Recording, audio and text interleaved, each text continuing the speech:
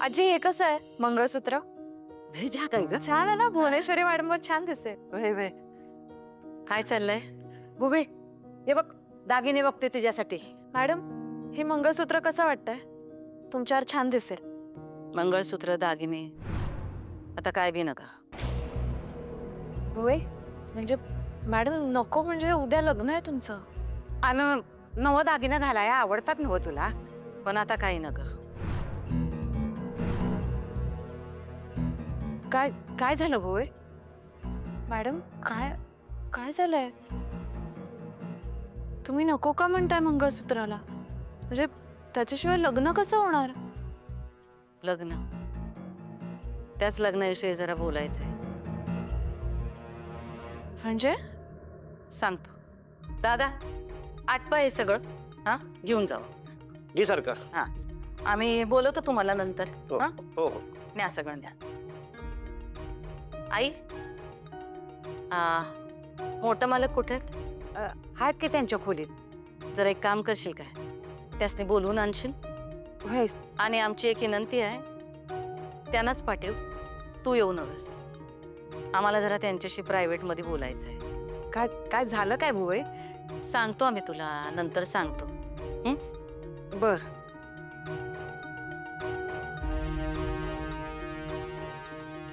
सुनबाई तुम्ही थांबा, तुम्हाला बाबांशी बोलायचं ना?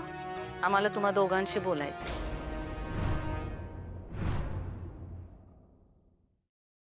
अधिपती, अरे पुण्याच्या क्लायंटची आपल्याला नवीन ऑर्डर मिळाली आहे. आपल्याला 2 दिवसात ऑर्डर पाठवायची आहे. त्यासाठी मला फंड्स लागतील. काय झालं?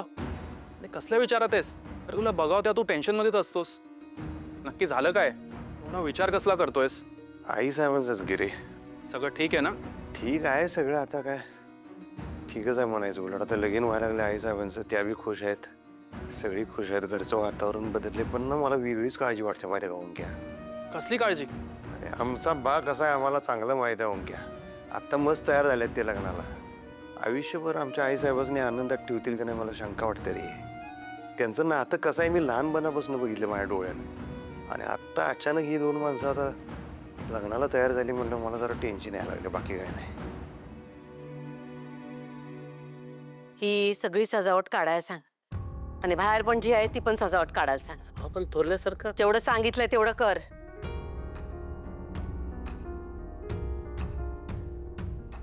हे काय सगळं लग्नाचं वातावरण आहे, डेकोरेशन असायला हवं ना. लग्नच होणार नाही तर सजावट कशा पाहिजे? मॅडम असं का बोलताय तुम्ही? लग्न होणार नाही म्हणजे सगळं म्हणजे आता लग्न तोंडावर आल्यात. हे सगळं काढायला का सांगताय तुम्ही? काय झालंय? कारण आम्हाला हे लग्न करायचं नाही. लग्न करायचं नाही आता हे काय नव्हे. तुझा हट्ट होता ना, तुझा ध्यास होता लग्न करायचा, त्याच्यासाठी हा सगळा घाट घातलाय. आणि आता म्हणतेस लग्न करायचं नाही म्हणजे?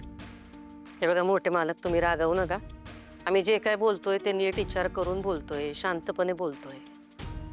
आम्ही तुमच्यावरच्या किंवा आणखीन कोणाच्या रागापोटी असलं काही बोलत नाही. नाही नाही, पण सगळी तयारी झालेली असताना तू अचानक हे काहीतरी बोलायला लागलेस, ते काम कळत नाही.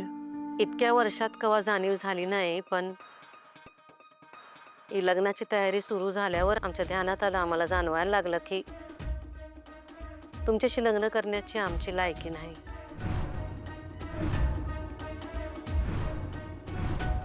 भावनेच्या भरात आम्ही तुम्हाला आमच्याशी लग्न करायला भाग पाडलं, पण नंतर आमच्या लक्षात आलं की आम्ही तसं करायला नगं होतं.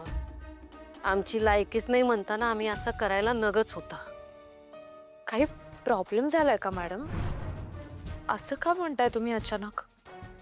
कसं असतं सुनबाई, आपण एखाद्या गोष्टीच्या मागं असतोय आणि ती गोष्ट एकदम आपल्या समोर आली की मग आपण डीपमध्ये विचार करायला लागतो. म्हणजे खरं सांगायचं तर इतकी वर्ष आम्ही असला काही विचार केला नव्हता, पण आता आम्ही विचार केला आणि आम्हाला जाणवायला लागलं की मोठ्या मालकांबरोबर लग्न करायची आमची लायकी नाही. ते काय म्हणतात ते, आम्ही त्यांना अनुरूप का काय नाही. म्हणजे बघा की कशातच बरोबरी नाही होऊ शकत आपली, नाही का? आम्ही काही तुमच्यासारखे शिकलेलं नाही. आम्ही अडाणी आहे. तुमचे विचार वेगळे, आमचे विचार वेगळे. कला म्हणा, भाषा म्हणा, कोणत्याच बाबतीत आम्ही अनुरूप नाही.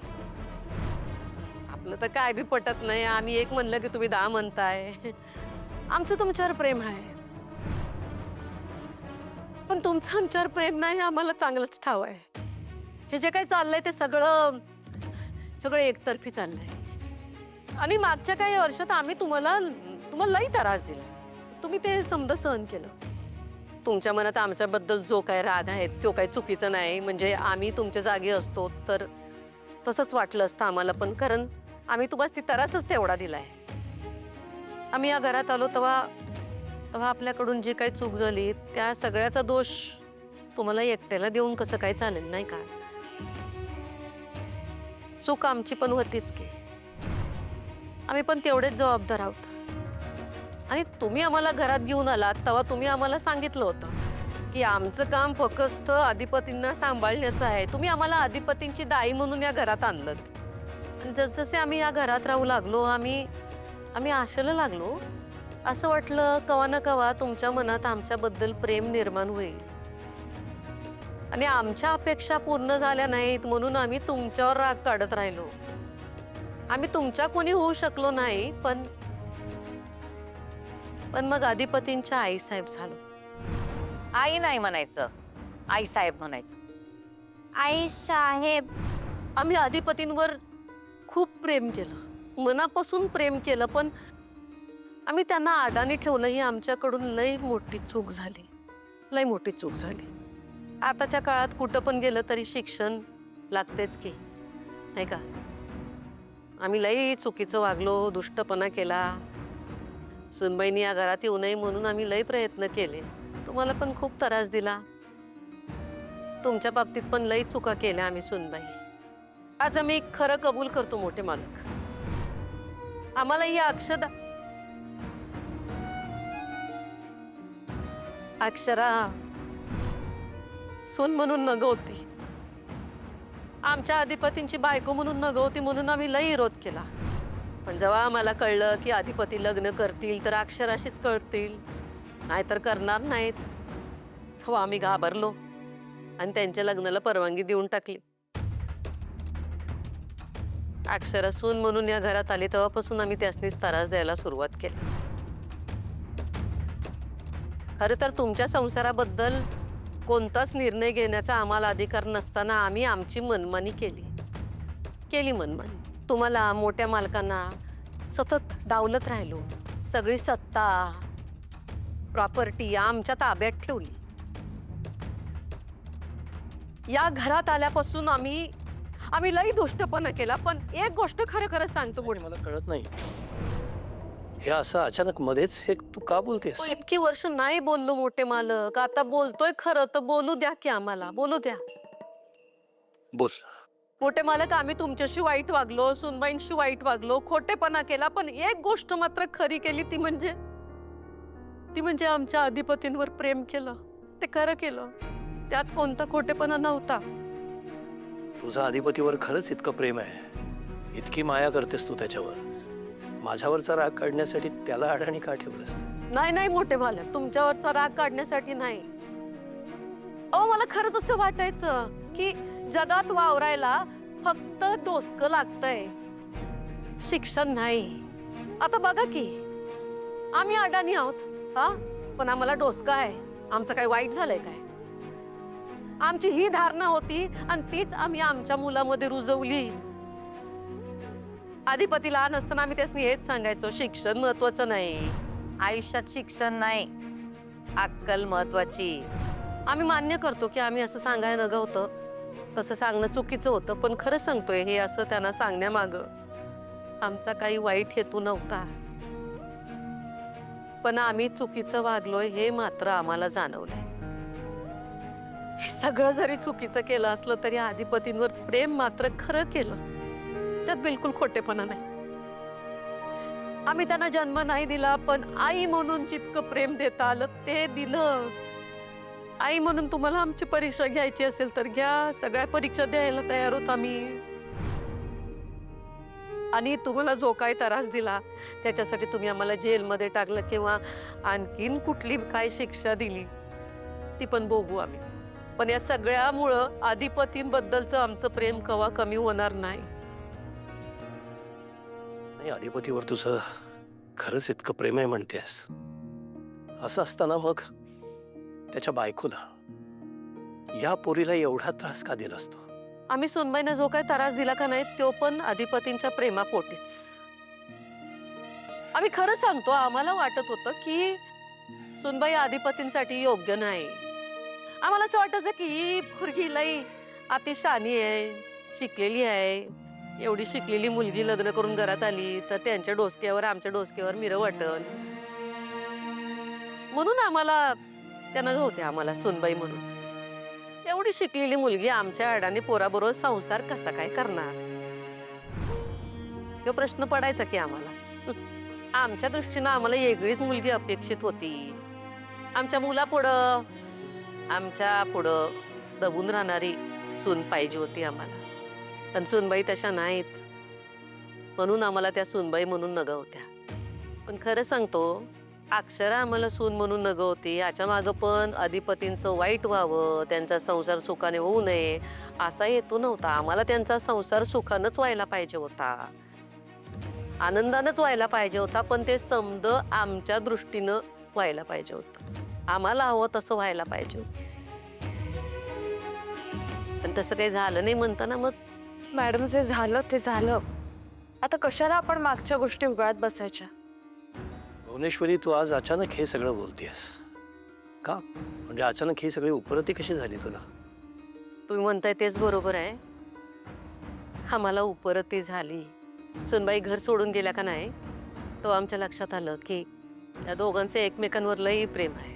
आम्ही यांना शरीराने जरी दूर ठेवलं असलं तरी मनाने ते एकच आहेत आणि आम्ही काही बी केलं तरी त्यासनी बाजूला करू शकत नाही. आम्ही या दोघांना वेगळं करण्यासाठी जे काही केलं ते आठवलं का नाहीत आमची आम्हालाच लाज वाटते. सुनबाई, मोठे मालक, आम्ही तुमचे अपराधी होत.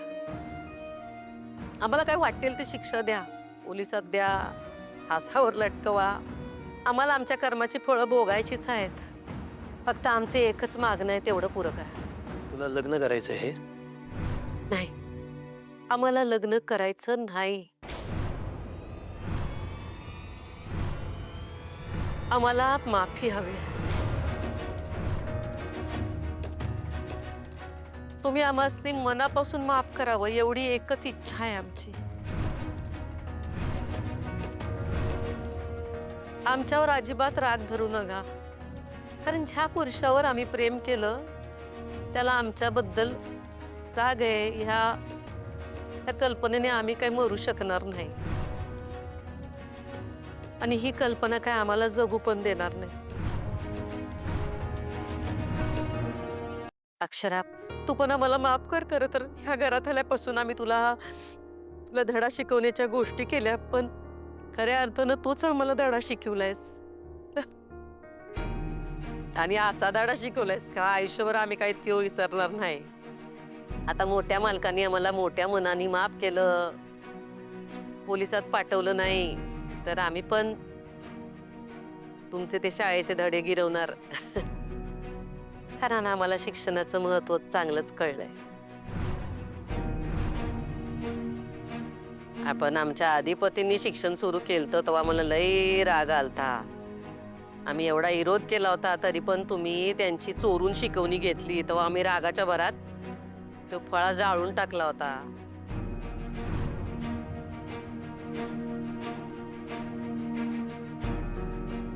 पण वया, पुस्तकं, फळा जाळणं ही आमच्याकडनं झालेली मोठी चूक होती, कळतंय आम्हाला.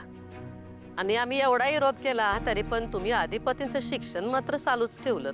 हा, आम्हाला वेगळाच धडा शिकवलात तुम्ही सुनबाई. पण अगदी मनापासून विनंती करतो आम्ही, तुमच्या शाळेतले धडे शिकवा आम्हाला. आम्हाला पण पाटी पेन्सिल आता घ्यायचे हातात. ते म्हणतात ना, शिकायला काही वय नसतं, तसं या वयात आम्ही तुमच्याकडनं शिकायला तयार होतो. हा, आम्ही जे काय बोलतोय हे ऐकून तुमच्या मनात केवढे प्रश्न पडलेत ते तुमच्या चेहऱ्यावर दिसतात आम्हाला. पण खरं सांगतो, अंबाबाईची शपथ घेऊन सांगतोय, आम्ही जे काय बोलतोय ते खरं बोलतोय, मनापासून बोलतोय. कदाचित हे समजा ऐकल्यावर तुम्ही आम्हाला या घरात राहू पण देणार नाही याची आम्हाला कल्पना आहे, पण आम्ही नाहीच राहणार या घरात.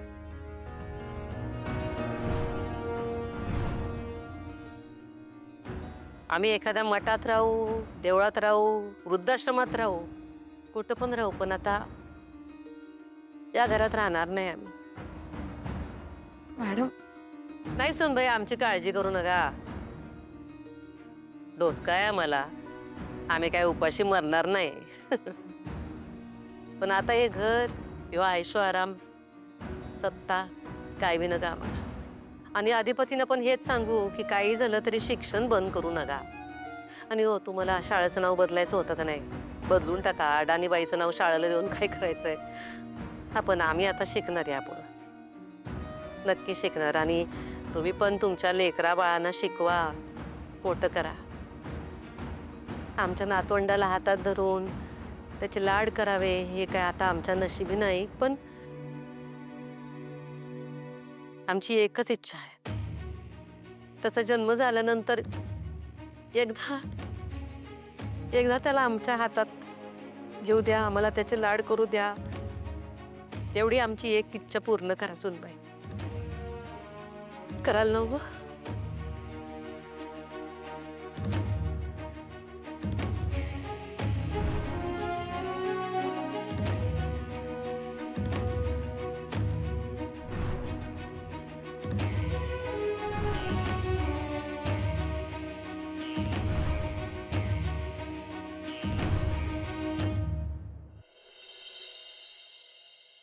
एक सांगू का अधिपती, तू ऐकशील का माझं? बोल की, तुझं मी गाव ऐकलं नाही सगळं झाले काय डॉंक्या. बोल. तू ना आता भुवनेश्वरी मॅडमचं टेन्शन घेऊ नकोस. त्यांचं आणि मोठ्या मालकांचं लग्न होईल, तू काळजी करू नकोस. आणि ते सुखी आणि आनंदी राहतील रे. हे बघ, मला पूर्ण खात्री आहे की त्यांचं सगळं चांगलंच होणार आहे. तू आता तुझ्या येणाऱ्या बाळाचा आणि अक्षरा वहिनींचा विचार कर. तू तुझ्या भविष्याचा आणि तू तुझ्या वर्तमानाचा विचार कर. अरे ओंक्या, भविष्यकाळ कुठनं येतोय? तेव्हा जादूटोन असतोय. वर्तमान काळातच येतोय ना. वर्तमान काळ भूतकाळात येतोय. आपलं वर्तमान आणि भूतकाळ जर आपण सोडलं तर भविष्य काळाकडे बघणार कसं? मागच्या गोष्टी सोडून चालत नाहीत ना. अरे हो बाबा, पण आता तू तुझ्या संसाराचा पण विचार केला पाहिजेस. तुला बाळ होणार आहे, तू वहिनींसोबत राहिलं पाहिजेस. तुला माहिती आहे ना, जेव्हापासून त्यांनी घर सोडलं तेव्हापासून त्या फक्त आणि फक्त स्ट्रेसमध्ये. जेव्हा त्यांना तुझी जास्त गरज होती तेव्हा तू त्यांच्यासोबत नव्हतास. आणि आता त्या घरी आल्यात तर तू त्यांना वेळ देत नाहीयेस. बायको यांना कधी सांगत नाही, पण तिला नेहमी नवऱ्याची साथ अपेक्षित असते. आणि मी जेवढं वाचलंय त्यावरून तुला सांगतो की प्रेग्नन्सीमध्ये तर त्यांना जास्तीत जास्त आपल्या नवऱ्याची गरज असते. तू बाकी कुठल्याही गोष्टींचं टेन्शन घेऊ नकोस. आपण आहोत ना, आपण सगळं काही ठीक करू. मला असं वाटतं आता तू फक्त आणि फक्त तुझ्या संसाराकडे लक्ष द्यावंस.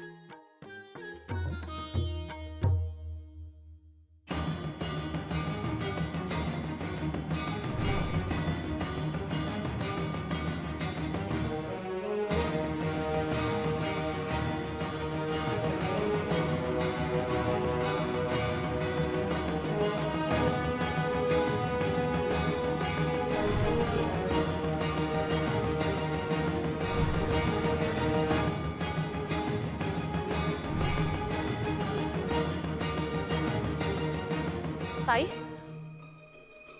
ताई, अगं तू हे समजा काय करायलीस? दागिने का काढून ठेवायलीस? ताई, अगं तू मोठ्या मालकांसमोर आणि मास्तरनी समोर समजा खरं खरं सांगून टाकलंस आणि तू त्यांची माफी मागत होतीस. ताई, म्हणजे मला जाता जाता कानावर पडलं. ताई, तू हे समजा असं का करायलीस? का नवीन काही प्लॅन शिजतोय का तुझ्या डोसक्यात? हा, हेच करत आलोय आपण, कट कारस्थानं. पण यापुढं असलं काही करायचं नाही. आम्हाला कळून चुकलंय, आम्ही मोठ्या मालकांशी आणि सुनबाईंशी लई वाईट वागलोय. ताई, त्या मास्तरीनं तुझ्यावर काय करणी बिरणी केली का काय? अगं ती जे म्हणाल ते समजा ऐकायलीस, तू समजा कबूल करायलीस. ताई, अगं ती मास्तरीन का नाही, तिला तिच्या नावावर प्रॉपर्टी करून घ्यायची आहे. म्हणून बघ ती कुठल्या थराला गेली आहे बाई. ताई, तू तिचं काय बी ऐकू नगस. आणि बघ, तिनं का नाही रागाच्या भरात जसं घर सोडलं होतं तसं तू निर्णय असं काय बी घेऊ नगस. बघ, ऐक की माझं, घर सोडायची भाषा करू नगस. हा नाही दुर्गे, आता इथं आपलं काय बी काम नाही. आता इथं राहायचं नाही. तू बी आवरायला घे. ताई अगं पण तू ऐकून तर घे. आम्ही चाललोय घर सोडून म्हणल्यावर तू इथं राहून काय करणार ग? ताई अगं तू असं खुळ्यावानी का करायल्यास? ऐक माझं, तू शांतपणे विचार कर. आणि हे बघ, तू का नाही असं निर्णय घ्यायलास का नाही, थोड्या वेळात तुलाच वाटेल का आपण मोठी चूक केली. ताई असं काय बी करू नकस. आणि तुला सांगू, मोठ्या मालकांसमोर आणि मास्तरीसमोर समजा खरं सांगायची काय बी गरज नव्हती ताई. आपलं पितळ उघडं पडलं ताई. आता ते दोघं काय करतील सांग बरं.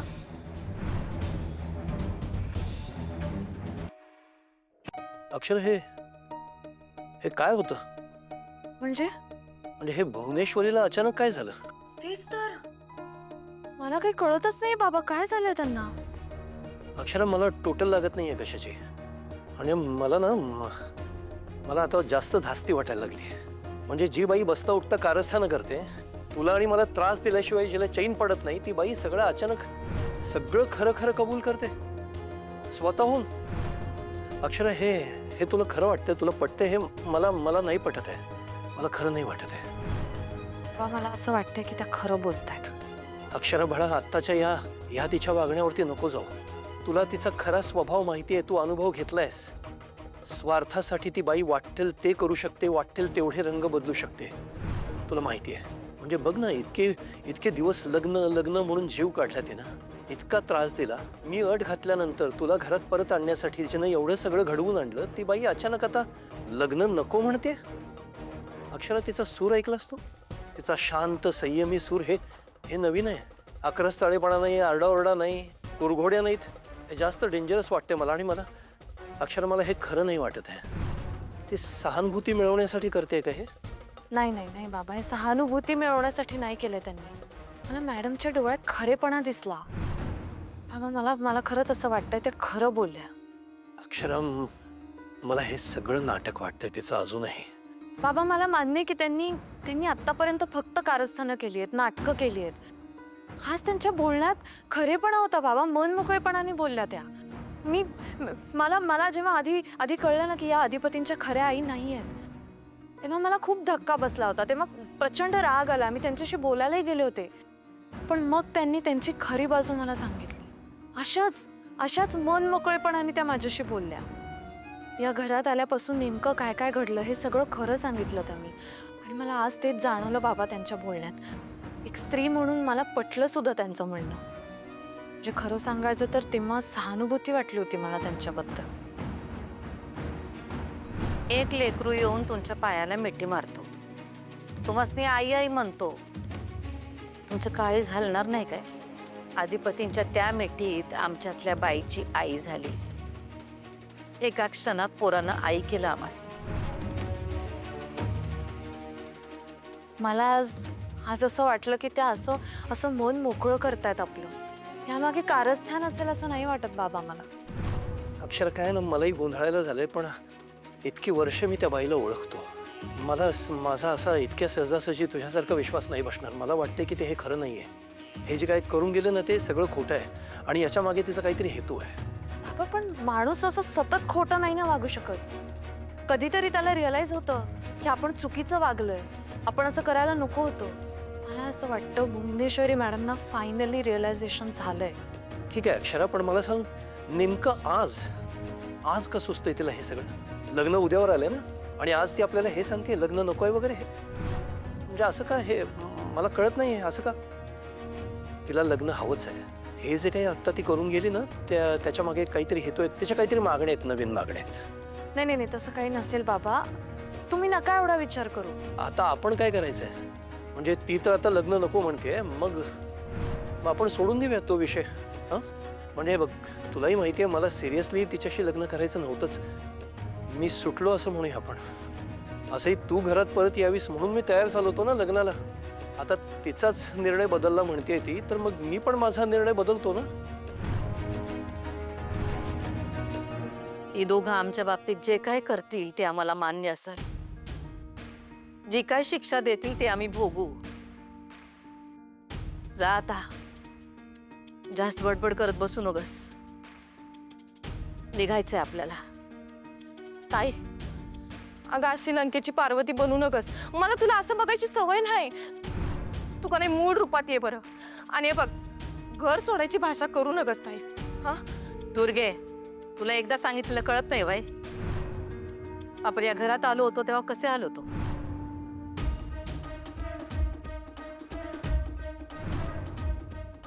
नाही घर आपलं आहे, ना सोनं आपलं आहे, नाही प्रॉपर्टी आपली आहे. आपलं काय सुद्धा नाही इथं. अगं ताई, तुला काय दुर्बुद्धी सुचल्या? तू अगं सुखाची जिंदगी दुःखात का टाकायली असताई? आणि तू मला सांग, आपण हे घर सोडल्यावर कुठे जाणार, कुठे राहणार आपण? वाट फुटल तिकडे जाऊ, पण आता इथं राहायचं नाही.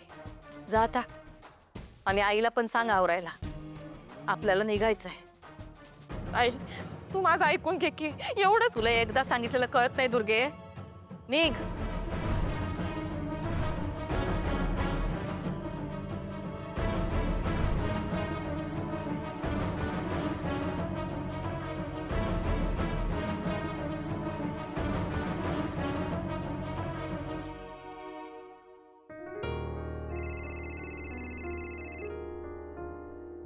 हा आई साहेब बोला की.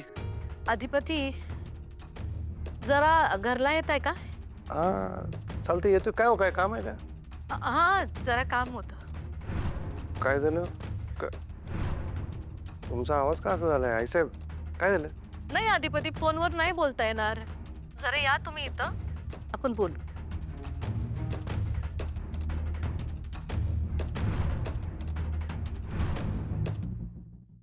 बाबा थांबा, आपण असं घाईघाईत निर्णय नको घ्यायला.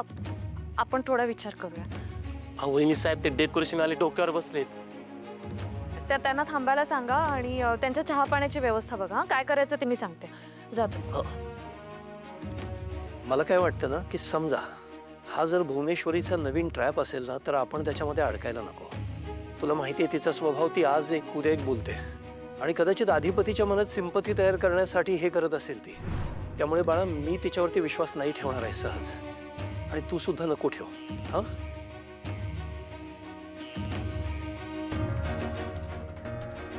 मॅडम खरं बोलतायत. हो. काय हो, काय झालं?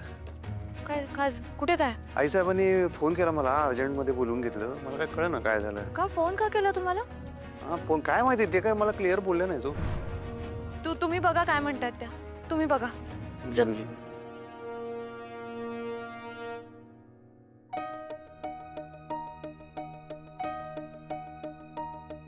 आई साहेब काय हो, काय झालं?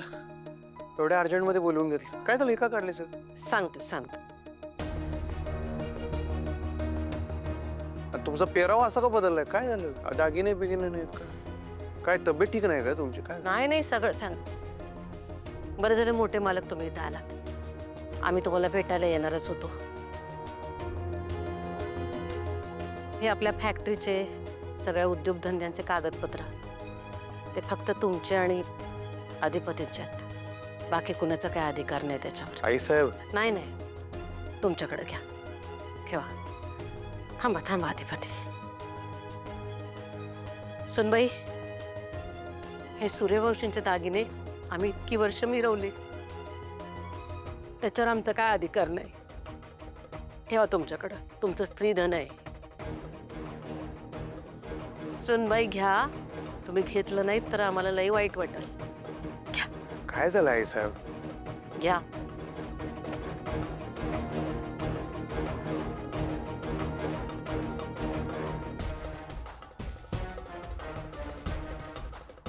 अधिपती, ह्या घराच्या आणि फॅक्टरीच्या आपल्या ऑफिसच्या सगळ्या किल्ल्या आहेत, त्या तुमच्याकडे ठेवा. आई साहेब काय करताय तुम्ही? काय झालं? हे सगळं आमच्याकडे का द्यायला लागलंय? काय झालं मला हे काय बोलले नाही तुम्हाला? लग्नाचं कॅन्सल म्हणले काय परत आता? नाही अधिपती, नाही. ते काय बोलले नाहीत. मग काय झालं? त्यांची काही चूक नाही. जे काय केलंय ते आम्ही केलंय. आमचं चुकलंय. मोठे मालक, आम्हाला माफ करा. या सगळ्यावर आमचा कधीच हक्क नव्हता. हे घर आमचं नव्हतं. आम्ही उगा या घरावर हक्क सांगत बसलो होतो. आमचा तुमच्यामध्ये जीव गुंतला होता हो, म्हणून या घरात राहिलो आम्ही. पण आता आम्हाला कळून चुकलंय. आपण कुठं बी राहिलो तरी आपल्या माणसावर प्रेम करू शकतोच, नाही का? त्यासाठी त्याच्या आयुष्यात त्याच्या संसारात ढवळाढवळ करायची काय गरज नसते. अधिपती, आमचं लय चुकलंय. आम्ही तुमच्या संसारात लय इश्क घालवलंय. काय बोलताय आईसाहेब? बोलू द्या. पण आता इथून पुढं आम्हाला तुमच्या संसारात काही प्रॉब्लेम निर्माण करायचे नाहीत. आणि म्हणून हसत हसत आम्हाला इथून जाण्याची परवानगी द्या. जाऊ द्या आम्हाला. तुम्ही अचानक घर सोडायची भाषा का करताय मला काय कळत नाही आईसाहेब. मस्त इथं करायचं होतं लगीन, आता उद्यावर येऊन ठेपले सगळं आणि तुम्ही. नाही अधिपती, आम्हाला लग्न बिग्न काही करायचं नाही. जाऊ द्या आम्हाला. आईसाहेब थांबा हो, मी तुम्हाला कुठे जाऊ देणार नाही. हे घर तुमचं आहे, तुम्ही इथंच राहायचं बघा.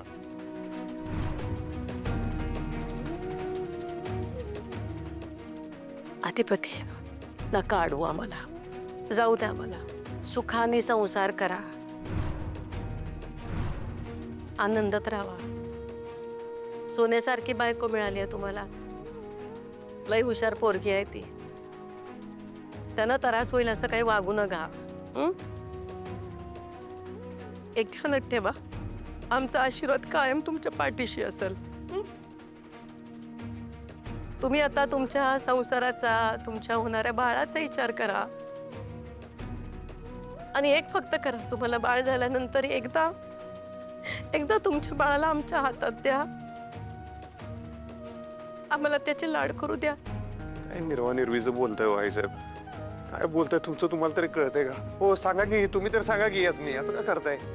ते म्हणतायत ते बरोबर आहे मॅडम. प्लीज हे सोनं हे सगळंच तुमचं आहे मॅडम.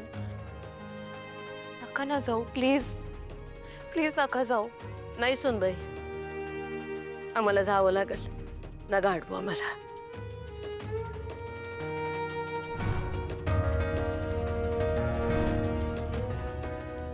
बाबांनी थांबवायला हवं भुवनेश्वरी मॅडम ना. बाबा थांबवा, प्लीज थांबवा मॅडम ना.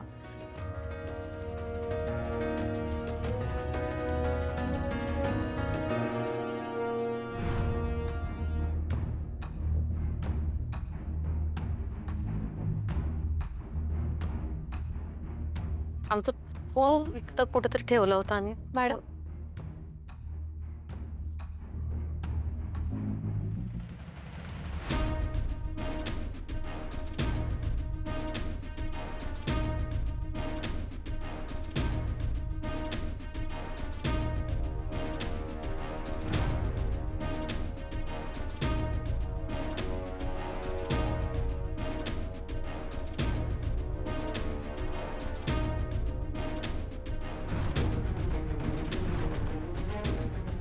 देवी अंबाबाई, आमचं काय चुकलं माकलं असेल तर आम्हाला माफ कर. इथून पुढं आमच्याकडनं काही चूक होणार नाही. आईसाहेब, हे आज्जे तू तरी सांग की आई काय झालं? बॅगा घेऊन कुठं चाललं? म्हणजे का ह्या कुठं काय चाललंय? चला निघूया. आईसाहेब थांबा की हो, असं काय करताय? अधिपती, आम्ही हात जोडतो तुमच्या समोर. आम्हाला थांबवू नका आता. आजी प्लीज तुम्ही नका ना जाऊ. प्लीज थांबा ना. सुनबाई, अगं माझी लेकच इथं राहणार नसल तर मी कशा पायी इथं राहू? मी काय इथं पैशा अडक्यासाठी राहिले नव्हते. मी माझ्या लेकीसाठी इथे राहिले होते आणि माझी लेक तिच्या लेकासाठी राहिली होती. भुवी मला इथं घेऊन आली होती. आता तीच हे समजा सोडून जाणार असेल तर मी बी तिच्याबरोबरच जाणार ना. भुवी चल. गप ग आजी, कोण कुठं जाणार नाही. थांबा आईसाहेब. अधिपती, तुमचं आमच्यावर खरं प्रेम असेल ना तर तुम्ही आम्हाला थांबवणार नाही. काय का हे काय बोलतो? तुम्हाला शपथ आहे आमची.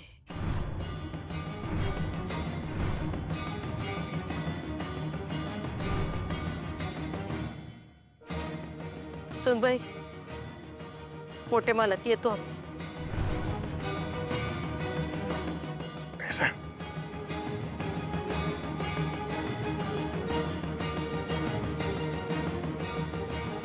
आईसाहेब, ओ आईसाहेब.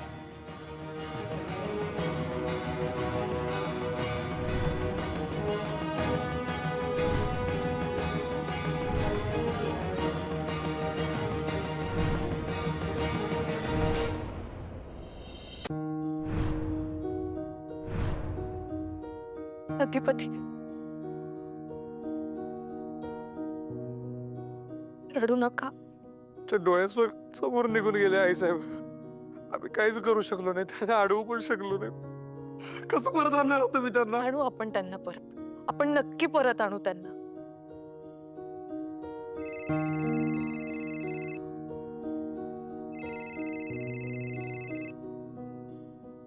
हॅलो. हा दादा, हा बोला.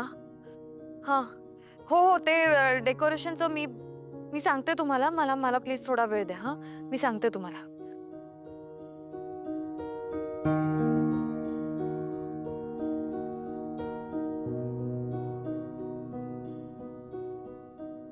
काय करायचं बाबा? काय करणार अक्षरा? भुवनेश्वरी गेली. त्या गेल्यात, पण अधिपतींकडे बघा ना. ते कसं कसं सावरायचं बाबा त्यांना? मॅडम घरात नसते तर यांचं काही खरं नाही. बाबा मला काहीतरी करावं लागेल. मी काहीतरी करते बाबा, थांबा. काय काय करायचं आपण?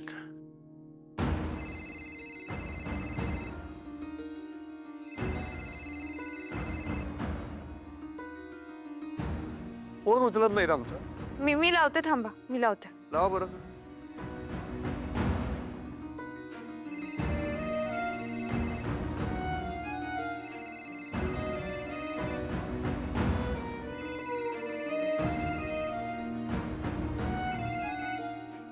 Madam, hello. बोला सुनबाई. मॅडम, आम्ही तुम्हाला घ्यायला येतो. आम्ही आता लगेच येतोय. नाही नाही, तुम्ही इथं येऊ नका. मॅडम प्लीज असं नका म्हणू. हे घर तुमचं आहे मॅडम. प्लीज परत या, असं नका म्हणू. माफ करा आम्हाला सुनबाई, पण आता आम्ही तिथं नाही येऊ शकत.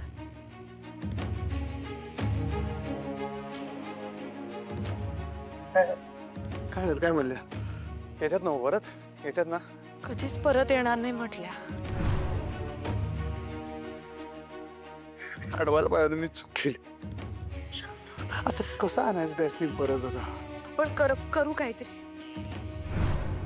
काय करावं, काय कळलं झालं मला. अधिपती, मी करतो फोन. बाबा करतायत. हा करा बरं.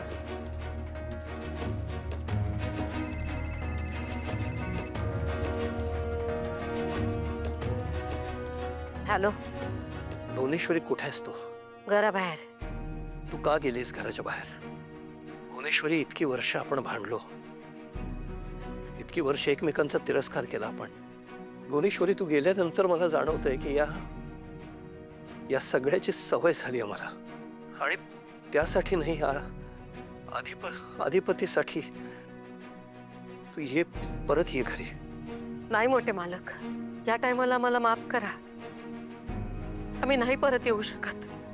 भुवनेश्वर नाही येणार म्हणाले ते. मी अडवायला पाहिजे होतं त्यासनी. लहानपणी मी जसं त्यांच्या पायाला मिठी मारली होती ना, तसं आता मी गेलो असताना ते थांबले असते का? मी अडवायला पाहिजे होतं. मी चूक केली. काय करावं बरं आता? कसं आणावं त्यासनी परत? मी मगाशी मॅडमचा फोन घेतला होता हातात आणि त्यांचं लाईव्ह लोकेशन मी मला पाठवून ठेवलंय. त्यामुळे आपल्याला कळणार आहे की ते एक्झॅक्ट कुठे आहेत. त्यांचं लोकेशन आपल्याला माहिती आहे. आपण शोधू ना त्यांना. बघू काढा बरं, फोन काढा. आपण जाऊया, चला.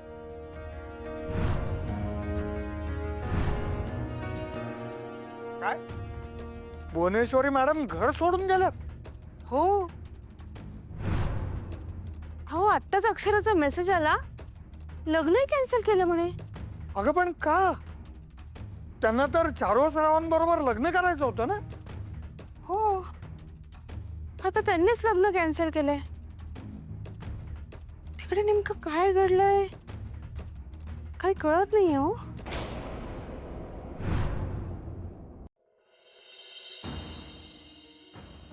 ऐसा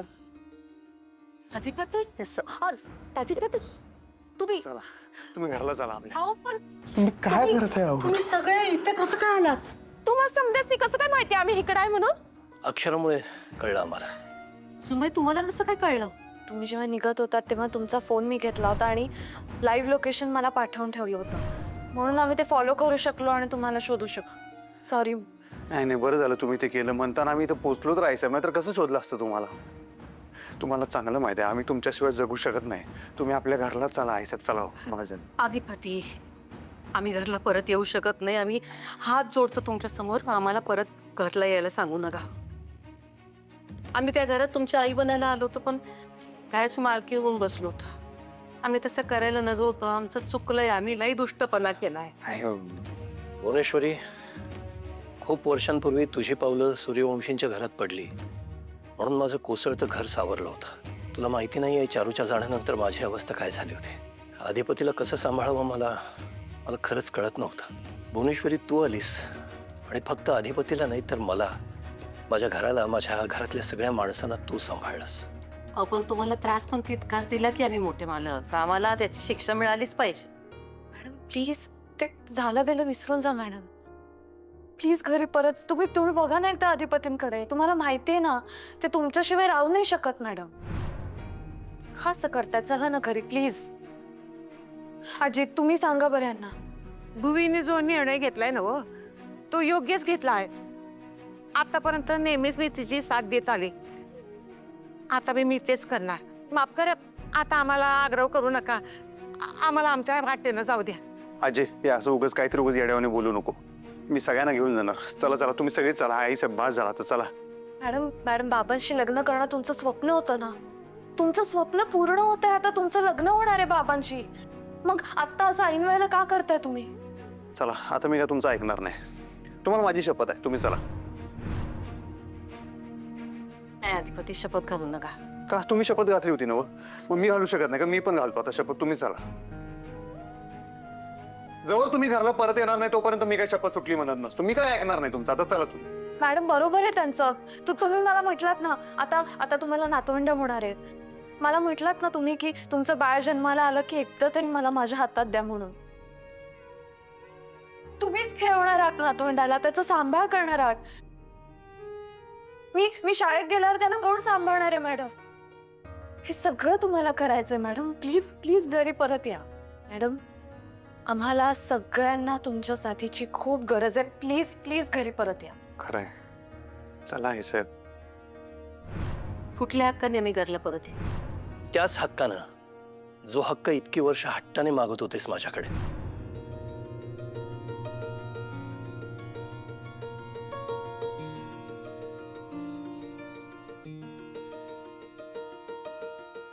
काय करताय? मी आज स्वेच्छेने, मनापासून तुला मागणी घालतोय लग्नाची.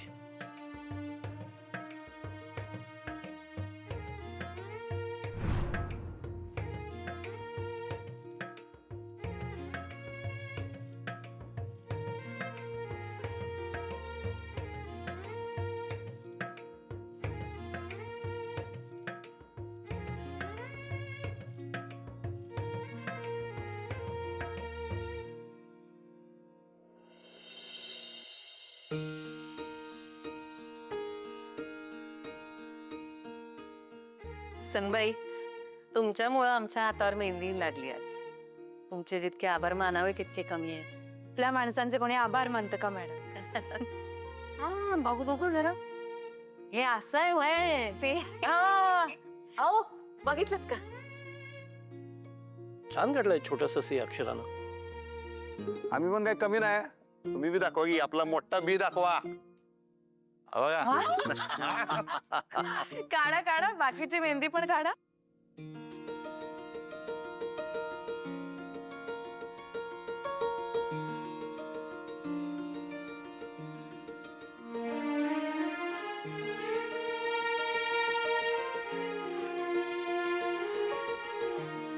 थँक्यू. कायद्याने तुम्ही आता नवरा बायको झाले आहात. एकमेकांना हार घाला.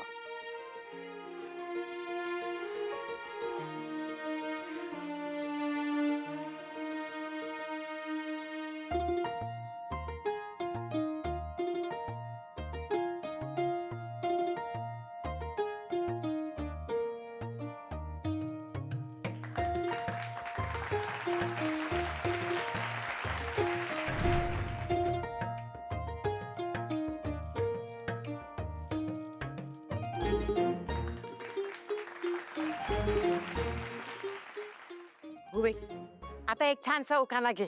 मॅडम घ्या ना उखाणा. नाही प्लीज प्लीज मॅडम प्लीज. घेतो आम्ही उखाणा, पण एका अटीवर. काय? आजपासून आम्हाला आई म्हणायचं, मॅडम नाही. आई उखाणा घ्या प्लीज. हा आता यायला लागते. प्रेमळ शब्दामागं भावना असत्या कौतुकाची. चारुहासरावांचं नाव घेऊन आज सुरुवात करतो आम्ही सहजीवनाची.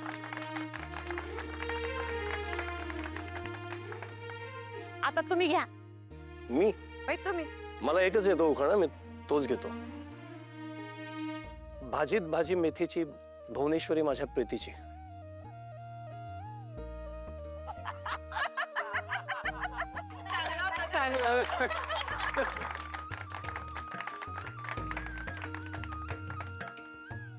चला आता देवीचं दर्शन घ्या. चारासरीची थांबा की जरा. अधिपती, हा नाही तोच विषय मला जरा बोलायचा आहे. हे बघा आजपर्यंत आम्ही तुम्हाला कवा वडील म्हणून तसा मान दिलेला नाही, तुम्हाला कवा समजून घेतलं नाही. झालं तर आम्हाला माफ करा. अधिपती, बघ माझंही खूप चुकलंय. बाप म्हणून खरं तर मी तुला समजून घ्यायला हवं, तर मी सुद्धा कमी पडलोय. तूही माफ कर मला. बस की आता काय रडवता काय बाबा.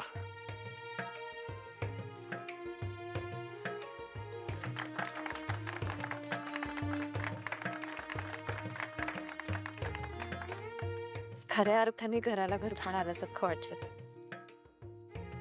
किती छान दिवस आहे ना आजचा. आपण एक फोटो काढूया का सगळ्यांनी? छान फोटो काढा फोटो. काका फोटो काढा ना. आई बसा ना बाबा, बसत होते. आई साहेब प्राप्ती